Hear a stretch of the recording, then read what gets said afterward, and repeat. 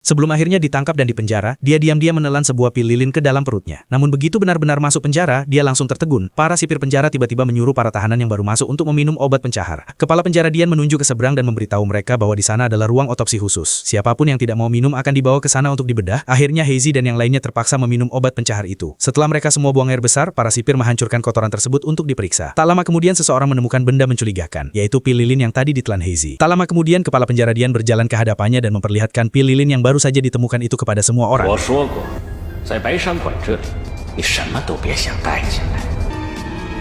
Saat semua orang mengira pil lilin itu milik Heizi, kepala penjara Dian justru berbalik dan menarik pria di sebelahnya. Ternyata pil lilin milik Heizi telah diberi mekanisme khusus. Ketika tertekan di saluran kerongkongan, 3 penyangga kecil akan keluar dan sementara waktu menahannya di sana. Jika dalam waktu 16 jam pil lilin itu tidak dimuntahkan, benda tersebut akan perlahan meluncur masuk ke lambung. Saat itu, Heizi akan mati karena pendarahan. Heizi harus segera mencari tempat sepi untuk memuntahkan pil lilin itu. Namun karena penyangga kecil terus bergeser di dalam saluran, mulut Heizi sudah mulai memuntahkan darah. Ia bisa merasakan dengan jelas bahwa pil lilin itu sebentar lagi akan masuk ke lambung. Terpaksa, Heizi mengaktifkan rencana darurat. Rupanya pil lilin tersebut masih memiliki mekanisme darurat lain. Jika dada terkena hantaman keras, sebuah pengait akan terlepas dan menancap kuat di saluran. Heizi sengaja memancing amarah kepala penjara Dian. Ia mengejek bahwa penjara Baisan ternyata tidak sehebat itu. Bahkan satu anggota bawah tanah saja tidak mampu mereka tangani. Kalau memang punya kemampuan, lebih baik melampiaskannya padanya. Biar dia sendiri yang merasakannya. Ucapannya penuh provokasi dan sindiran.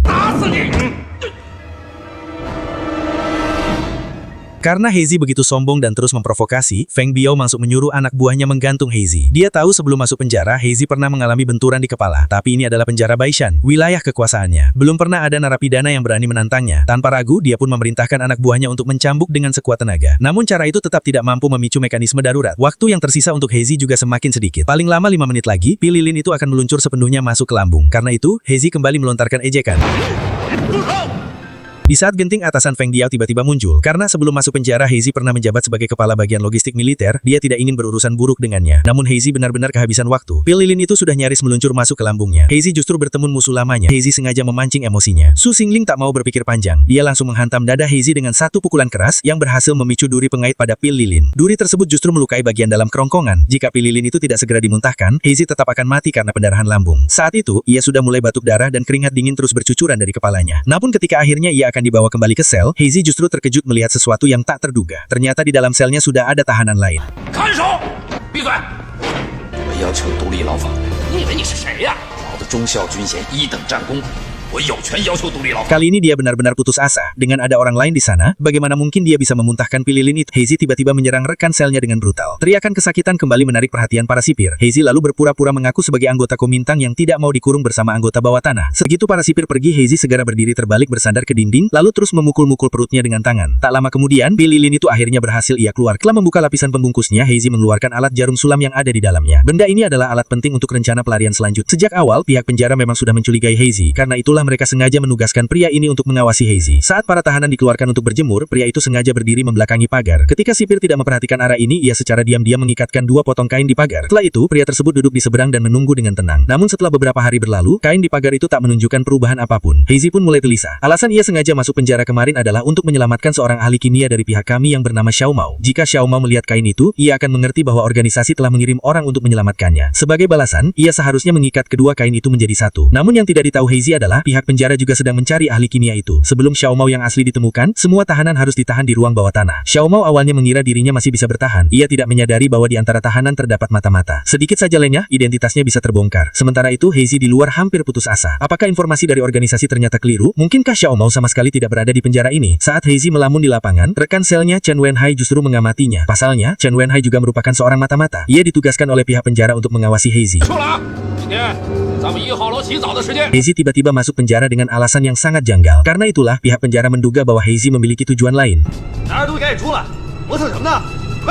Begitu mendengar kata mandi, Heizi langsung merasa panik. Setelah balik ke sel, ia pun bersiap untuk menyembunyikan alat tersebut. Dan saat melepas pakaian, diam-diam menyembunyikannya di dalam mulut. Namun bekas tekanan alat yang menempel di perutnya justru terlihat jelas oleh Chen Wenhai. Heizi segera menutupi perutnya dengan tangan lalu pura-pura mandi. Sementara itu, Chen Wenhai memanfaatkan kesempatan untuk mengambil pakaian Heizi dan menyiramkan 1 ember air ke tubuhnya. Di balik busa sabun, bekas kemerahan itu terlihat jelas. Jelas bahwa Heizi benar-benar menyembunyikan sesuatu. Namun yang menyadari hal ini bukan hanya Chen Wenhai. Kepala penjara pun mulai mencurigai Heizi. Sebelumnya, Heizi tiba-tiba memukuli Chen Wenhai dan dihukum masuk sel isolasi selama 2 jam. Saat itu kepala penjara sudah merasa ada yang tidak beres. Ia pun membawa orang-orangnya memeriksa sel isolasi. Anak buahnya tidak menemukan apapun. Meskipun begitu, kepala penjara Dian tetap merasa ada yang janggal. Tak lama kemudian noda darah di sudut ruangan menarik perhatian. 这2天还关过其他犯人吗？没有。如果我没有记错的话，我跟你说过，不要下重手。我没下重手，孙科长，连外伤都没有一处。那这血就只有一种可能，是张海峰吐的血。张海峰之所以殴打陈文海，就是为了能够关在单独牢房，好吐出他胃里的东西。 Tak lama kemudian mereka mendatangi sel nomor 108 dan melakukan penggeledahan besar-besaran. Melihat tindakan mendadak itu, jantung Heizi langsung serasa naik ke tenggorokan. Apakah mereka sudah menemukannya? Setelah seluruh sudut tidak menemukan apapun, para sipir mulai menggeledah tubuh Heizi. Mereka memeriksanya dengan sangat teliti, namun sama sekali tidak menemukan apapun. Heizi mengepalkan tinjunya menahan tegang karena alat itu sebenarnya ada di dalam genggaman tangan. 手，那只手，打开，打开。 Akhirnya para sipir hanya bisa pergi dengan perasaan kesal, meninggalkan Heizi dan Chen Wenhai di dalam sel. Namun Chen Wenhai justru meniup senyum aneh, lalu ia membuka telapak tangannya, dan ternyata alat itu ada di sana. Rupanya, saat para sipir menggeledah sel, Chen Wenhai tahu target mereka sebenarnya adalah Heizi. Diam-diam, ia menggenggam tangan Heizi dan memberi isyarat agar alat itu diserahkan kepadanya. 把它还给我。你可以杀掉我，但只要我一松手。